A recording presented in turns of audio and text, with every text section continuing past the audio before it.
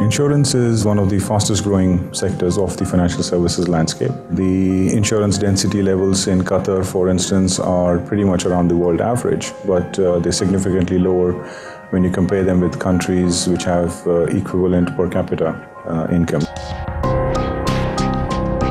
In the beginning of 2010, Qatar announced its hub strategies, which included a focus on asset management, reinsurance and captives. We know that there's about 70% of the Fortune 500 have already got captive insurance companies. However, in this region, we only have 8 or 10 captive insurance companies. What captives require today is a strong, flexible regulatory framework, which we believe we are creating over here.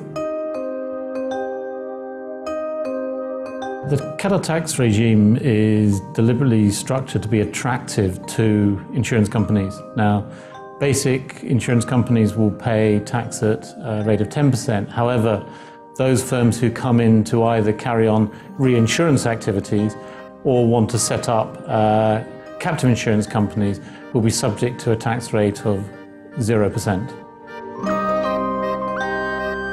As the capital markets develop, as companies start looking more and more to the bond markets for debt requirements and less towards syndicated loans from banks, as they start increasingly looking at shareholders who are from outside the region, there are demands from these shareholders for increased transparency, increased corporate governance, increased risk management.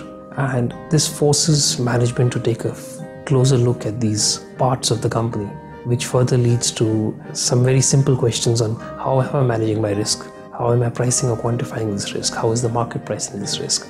Is my current risk transfer mechanism the most appropriate for my requirements? And I think the answers to these questions has increasingly become captives.